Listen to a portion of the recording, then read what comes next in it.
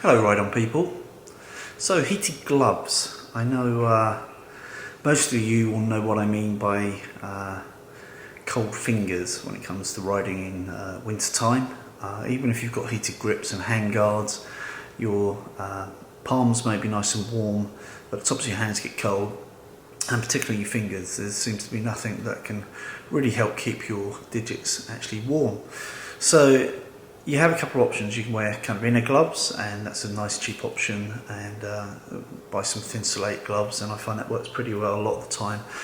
But what happens when it's down to kind of 0 or minus temperatures, where you really need something heated, and you buy something that you can plug into the bike, but it's a bit of a faff with all the wires you've got to wire up to your battery and having to plug them in and unplug them again. So what about battery heated gloves that are wireless?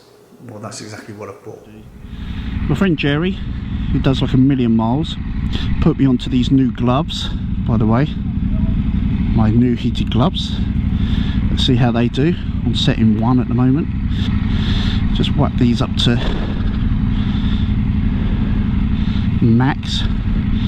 It's the first time I've used them, and I want to feel whether they're good. Recommended by Jerry, as I say. Not cheap. Yeah, I can feel them. I can feel the heat getting to my fingers, and that's a good thing, because, you know, even with heated grips and hand guards, your fingers do get cold. And that was the premise behind buying these, because we do ride even when it's minus temperatures sometimes, and we ride all day, so it kind of makes sense. In fact, I'm going to have to turn those down a bit. Buttons on them are very easy to use, the display is very clear, so that's a good thing. My heated gloves are nice and toasty, even on setting 1, and they seem to be heating the top of the hands particularly well, which is good, because obviously with heated grips you're already heating the bottom of the hands. You don't want to overheat that part. So that's feeling really nice. Very chunky, nice knuckle guards, cover the wrists well.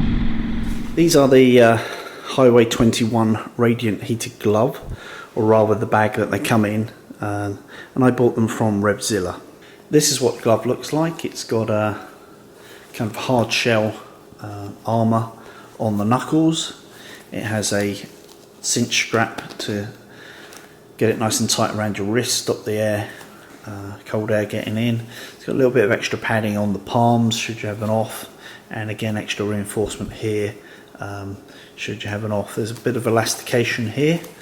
The width in the fingers is quite generous. This particular one is an extra large, and the padding inside is pretty nice actually. And in here is a little pocket. It's just velcroed, and it opens up, and you slide the little battery pack in, and you just connect it with this simple connector here. So what do the batteries look like? So the batteries come in this box here. You have a charger and 2 batteries which look like this.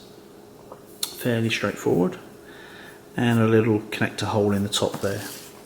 And so you use the connector here, connects in there, and the battery slides in there. And once it's in situ, you can't feel it. It's no problem whatsoever. And then here is your power adjustment.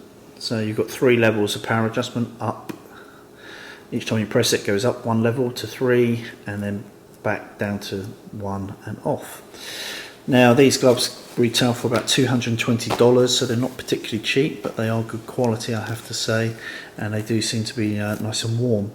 And they come with 2 batteries. If you want to buy additional batteries, they are $30 a pop, pretty expensive.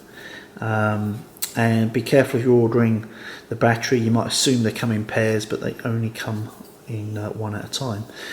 I actually have 2 extra batteries. Why do I do that? Purely because the battery life when on max is about 4 hours, I think.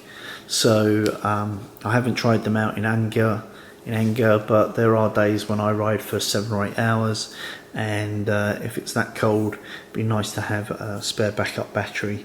And it's something that, you know, as glove models change, you might not be able to buy at a later date, so bear that in mind when buying them.